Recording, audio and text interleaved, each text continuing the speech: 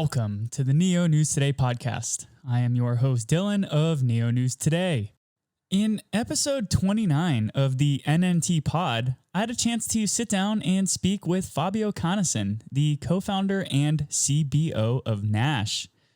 Nash is a fintech company that was born out of the Neo ecosystem in 2017 and was co-founded by 5 members who are part of the Neo Community Developer Group, COZ. Nash uses blockchain as an infrastructure for the digital finance space. Their products are entirely oriented in a non-custodial manner that allows its users to invest, trade, and make payments using digital assets.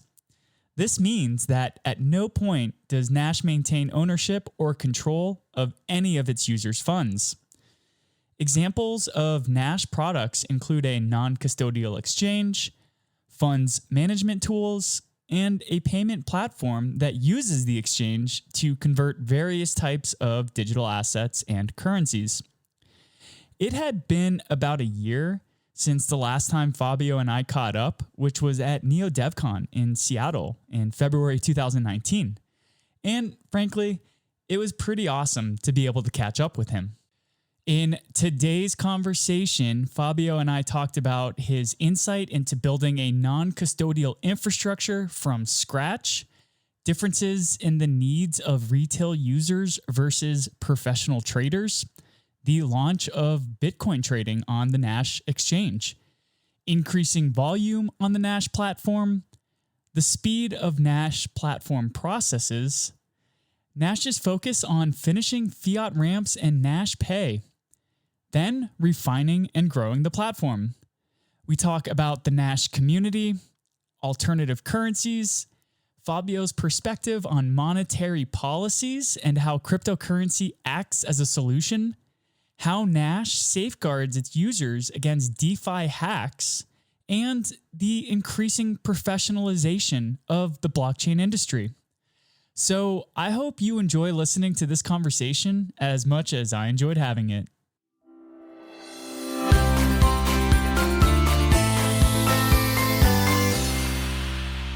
Hey guys, welcome to the Neo News Today podcast. Today we are speaking with Fabio Canesin, the Chief Business Officer of Nash. How are you doing today, Fabio?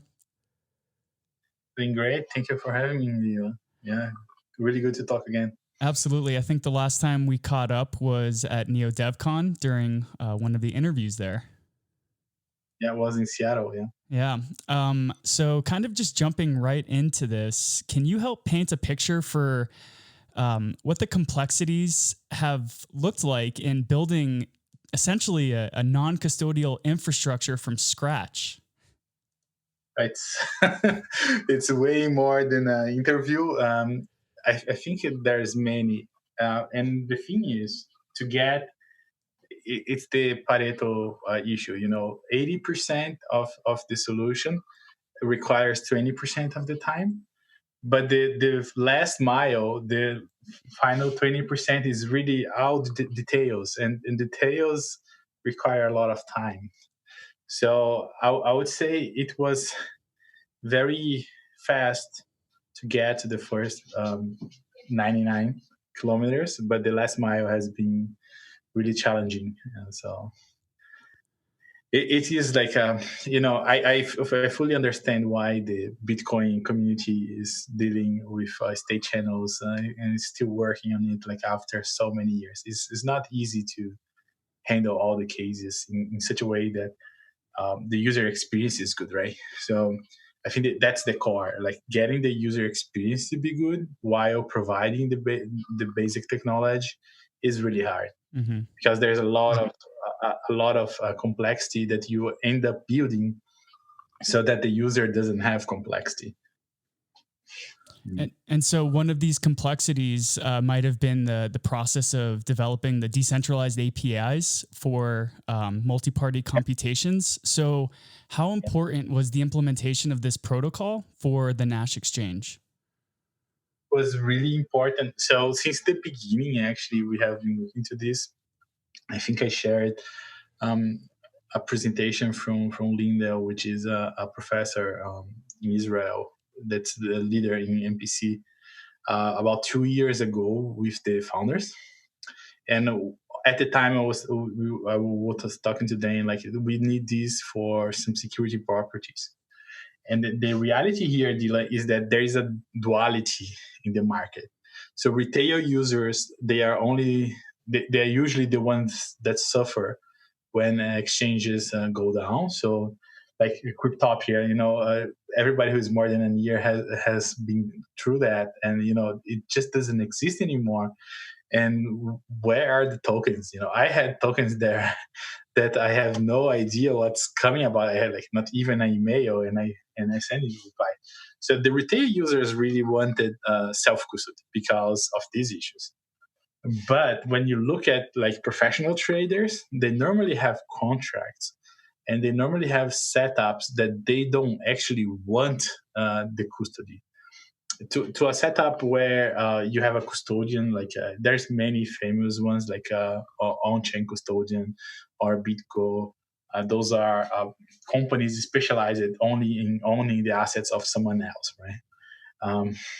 So those professional traders, they don't want to have custody because they have many employees, and they don't want every employee to have the potential to drain their accounts, right? Like imagine it's your company, and if everybody in your company has to have access to the bank account, this is like it's a bit mad, right? So Dexys had this issue. You solved a problem for retail, and you introduced a problem for algorithm traders and market makers. And the MPC, the decentralized API keys, it closes this issue. So now there's no custody issue anymore for big traders and algorithm traders, and there's no custody issues for retail users. So really is the best of both worlds.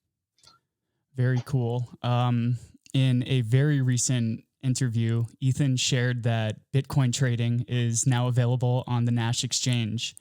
So do you want to share a little bit about what that process was like and what that means for Nash users moving forward? So basically, even though the interfaces are the same, so again, we are providing a user experience that's the same for users trading Bitcoin. The system under the hood is very different from the Ethereum and Neo system. And it's actually, I would call this like just generation one.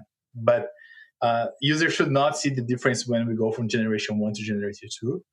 But there's a lot of tech that we can improve, that we continue to improve behind the scenes there. It's really a breakthrough for us because Bitcoin is the biggest market, right? We are here because of Bitcoin. Satoshi is the father of the industry. So trading Bitcoin is really important for an exchange. And we are very happy to provide this to the users. That's yeah, it's been the community has been speaking about getting these contracts live for quite a while. So I understand that there's probably a lot of complexities that went into that. So now that we have the Bitcoin trading contracts live, what are maybe some next steps for Nash and how they plan to increase the volume on the platform now that we have one of the larger cryptocurrencies that is able to be traded on the exchange? Right. So both the MPC and Bitcoin trading, they come together here, right?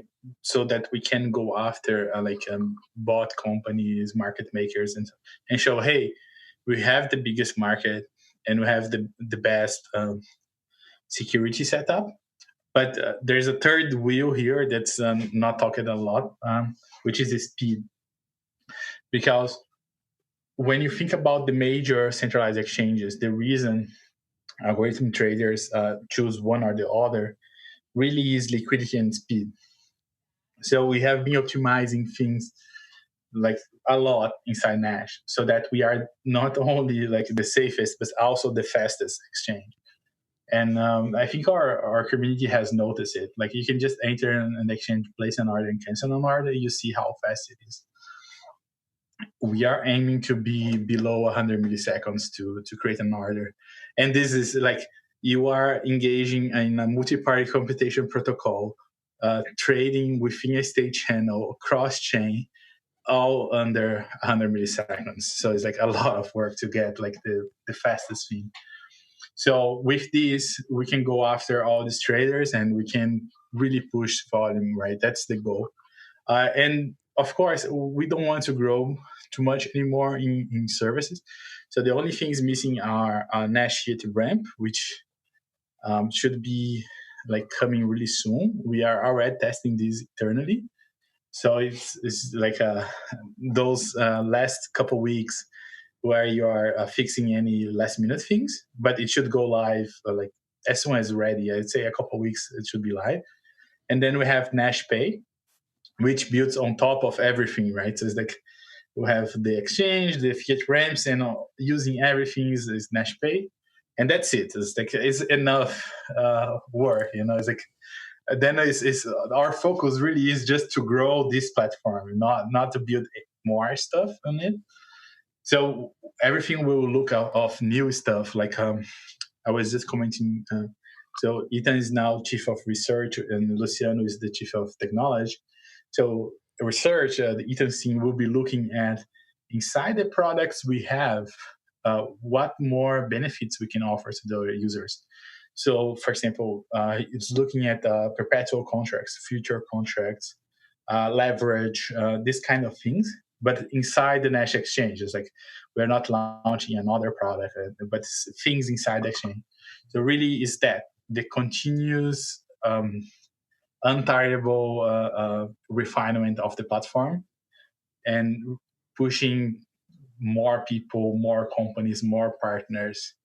And I hope the community really goes together with us on this. I've noticed that Nash has one of the more, the community has a voice. However, Yeah. Nash has also recently surpassed 10 million necks that have been staked. So, what Yeah. does this metric mean to you? And what does this say to the Nash team about the community support for Nash and the platform's future?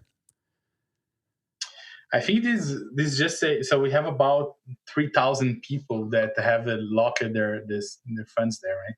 So it says there's a lot of people who believe in the company, and this is really important for us. But also, it's like the upside of Nash. Like when you pay a fee on Nash, you are not giving Fabio or Luciano or Ethan or Fabian. You are giving 300, like 3,000 people uh, the portion of those fees, which is, I think, is the whole idea behind the new finance, right? Mm-hmm. Is to be inclusive. So it's exciting to distribute back to the community through these ways. Like they are really part of the project, and at the same time, it's like these are 3,000 people that really have an incentive to push Nash, right? Like to uh, help us become better. So we have like feedback threads, and these people say good and bad things about us all the time. Sometimes more bad than good, and sometimes more good than bad. But it's part of the deal. And also they help promote the platform as a whole. So, in a recent tweet, you referenced using alternative currencies when you were growing up in Brazil. And Yeah. today, we're seeing all sorts of crazy activity in traditional markets like equities, oil, the United States dollar. They're responding erratically to this global pandemic. So, what does all this say about traditional assets versus digital assets? And how does all this integrate with the work that you're doing at Nash? Right. So my comment was I have had shitcoin since a kid, right? Because if you hold like a Cruzeiro, which is an old currency in Brazil, it's a completely shitcoin. So, and it's a shame that a lot of people is holding shitcoins now and they don't know. But I think one thing people don't realize is that since a few years back, right, like let's say uh, three or more, 3 or 4 generations, most currencies are just a trust deal, right? So, and people have not signed this deal, right? It's like it's implicit deal that you are born into. And the thing is, you are trusting this entity, which is the central bank, I will call central bank, but some countries is divided in different entities, to have what we say is a monetary policy. And that monetary policy should be reasonable. Okay. So when we talk about Bitcoin and the mining, like, you have two things that happen in Bitcoin. It's constant inflation, right? And and there is a game to decide who wins this inflation, right? So it's like whoever is winning the inflation must be providing some service that makes sense to the owner of that inflation, right? And this Bitcoin is set up in such a way that works. I would not say it's perfect, but it's great. It works. And the reality is, the central banks of those places, every place, right, every country, is run by people. And you have good central bankers and you have bad central bankers. And sometimes it's not. It is really people. So you can have a good central banker in US for some time, and then a bad central bank in US for some time, and the central bank is the same, right? And sometimes a bad central banker can make your money a shitcoin. So when we see these enormous quantitative easings that are happening, it's like it depends on how each of those central bankers handle this. But there's a high chance that a lot of currencies will become shitcoins. And when you see, when I see a central bank buying bonds, like they are buying debt from companies, right? So when they buy a bond for a corporation, that's what meaning. And when they do that, they are saying that you should trust more on the value of the equity of those companies than in the cash itself, right? And then when you think about it, it's better for you to hold equity in those companies, which the debt, so they are doing debt that is becoming cheaper because money is valuing less. So it's like a completely crazy setup. You are privatizing the value, the cash system, right? A true equity possession. It's very complicated, but it's not good for whoever has cash. And when you look at it, majority of people have cash, not equity in Microsoft or GE. It's like it's not pretty for sure. So Bitcoin, it's a solution, right? It's a stable monetary policies. It's not only a digital currency. Even if Bitcoin was physical, right? If it was cash like dollar, there is a fundamental difference here, which is the monetary policy behind Bitcoin. So the fact that Bitcoin is digital, it's uncensorable. Like all the other features just make it so much better. But just for the monetary policy, it was better. And what Nash does, and not only Nash, but a lot of people in our industry does, is bring this to anyone, right? So you can enter Nash.io anywhere, and you can create your wallet and hold your currency there. And you can think that that's not possible. Like if you go now in Colorado or in Vienna and you want to have a currency which has a reasonable central bank, I don't know, let's say maybe this is the Swiss franc. I'm not saying it is, but maybe it is. How do you acquire Swiss francs to have it? And can you hold Swiss francs in your bank? Right? It's not very accessible. But when you have Nash, it's very easy to have Bitcoin, to hold your Bitcoin there and then secure your value, like your wealth, in something that's not being corroded on purpose, right? Like the central banks are doing this on purpose. They are corroding the value of the money so that they can redistribute this inflation for things that they think is valuable.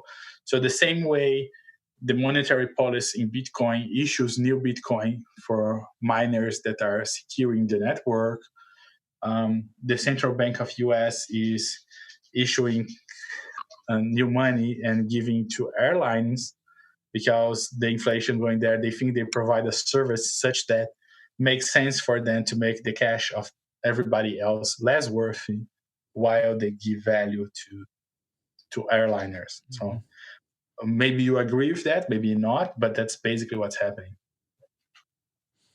Kind of shifting gears a little bit, given the recent hacks, quote unquote, in the DeFi space, BZX, iEarn, the recent LendF.me, quote unquote hack, more than 26 million was lost in these three occurrences.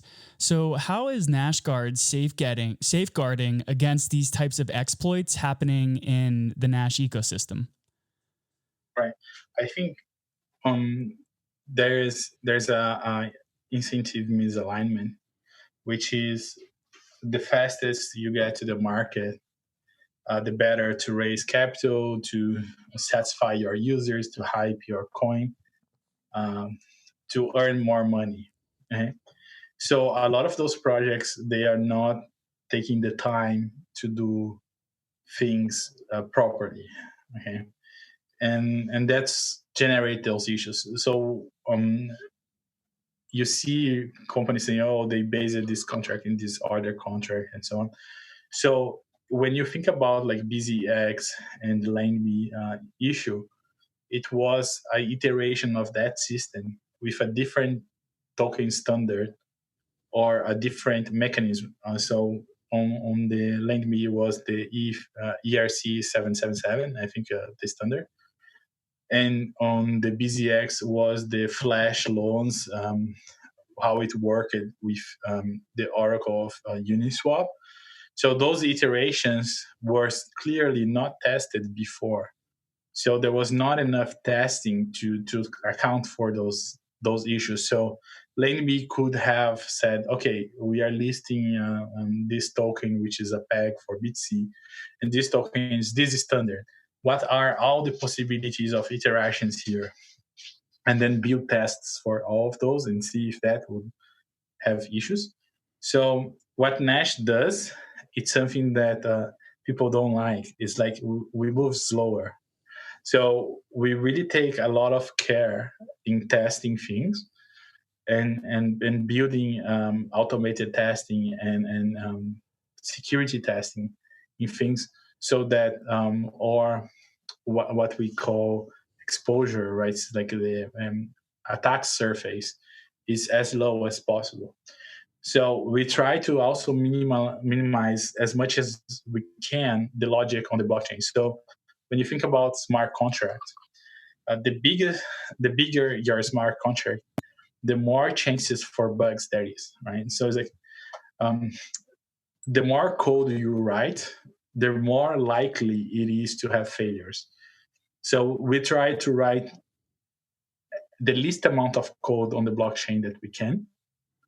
And when we do so, we try to define the interfaces in such a way that we can test the most that we can. But that's not perfect. We can also make mistakes. Everybody makes mistakes. Then we augment our company. So we hire professionals from third-party companies to look into this with new eyes, right? So it's like it's a theory of more eyes. So people say that Linux is secure because it has a lot of eyes looking into it, right? That's the idea of open source security. So we hire really good eyes. So people train it to look at these things and see if they find mistakes. Sometimes they do, sometimes they don't.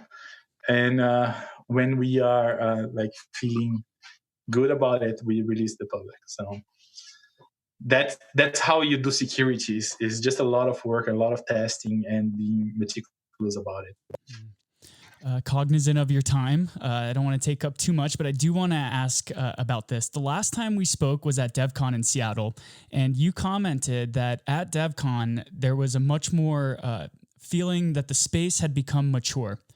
So I'm curious to hear your thoughts on how the Neo ecosystem and the blockchain space has matured even more since the last time we spoke last February in 2019. And maybe even also hear a little bit more about the progress of developer tooling in the Neo ecosystem. Mhm. Right. So I think that's still true, and COVID actually accelerated that. So um, teams that do not take care of looking at their financials properly are going under, and you can see in the reduction of number of projects doing stuff. So and that's good because it means that stronger teams or more diligent teams are continue to build, so they can build with more quality. So this is what I call consolidation, and that continues to happen. So since DevCon, I would say professionalization has continued to increase. Just today, there was like a big article from Bloomberg about this. It's like they're saying that Bitcoin is getting to the tip point, and Bitcoin is a signal of the blockchain industry, Mm-hmm. and we are getting to there. Right? And on the neo side, I think that you also see the same professionalization. So, Seed of Zion changed to be a company to have more structure. You have St. Petersburg guys becoming like a research center, and you have a branch of Neo in Seattle that's actually dedicated. So it's also professionalization, right? It's also maturity. And I think the tooling being built by those things is of higher quality than you had before as well. So it's a lesser number, right? So it's not 50 tools anymore. It's five, but those five are much better tools. Awesome. And before we let you go, I just want to hear a little bit about your input on Neo 3. We just saw Preview 2 released yesterday. So I'm just curious to hear about maybe one or 2 points you're most excited about for the next iteration of the Neo blockchain. I hope that Neo 3 is just a stepping stone, not the last one. So we have Neo 4 and Neo 5 going forward. For Neo 3, the thing that I'm most excited about is the simplification. So, for who is not familiar, you had two different systems in Neo, the UTXO and the state system. So this is the smart contract and the Neo and gas tokens. And now it's just a single thing working through smart contract. And then you have native smart contracts for those core features. I think this is like the most meaningful change from a developer perspective, and it enables a lot of other things that are going into Neo, and also much better performance is possible because of this. So I'm really excited to try Neo 3 for this specific thing. And and that is also good because, as I was saying on security for Nash, it will simplify our systems a lot. So maybe they will become more secure because they are simpler, right? So that's also a net positive for the new change. And yeah, I just hoping to see it soon. Awesome. Is there anything that we haven't covered today that you would like to bring up? I would just invite people to join Nash and try for themselves. I think the proof is on trying, right? So people should just create an account, see how it is. There's no KYC needed. You can just go and create an account and yeah, join the revolution. Yes, join the revolution. Well, Fabio, thank you so much for taking time out of your day to chat with the Neo News Today podcast. It was really appreciated. I think you did. It was really great. Absolutely. Well, have a great day, and I'll catch you next time.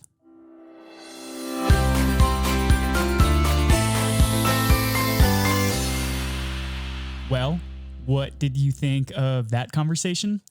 One interesting point that really hit home was that Nash tries to write the most basic smart contracts possible to remove any potential blind spots written in excess code. The less code, the less areas for mistakes. It was also really cool to learn about Fabio's perspective on the growth and development of the Neo ecosystem and his hopes that Neo 3 is just a stepping stone and not a final destination. To keep up to date with the latest in the Neo ecosystem, visit www.neonewstoday.com. And if you haven't yet, please subscribe to our channels on YouTube, Apple iTunes, and or Spotify. And leave a 5-star review if you feel others should hear our content. Every subscription and review helps others learn about the Neo News Today podcast, as well as the Neo ecosystem. So thank you so much for taking the time to listen to the Neo News Today podcast, and we look forward to catching you next time.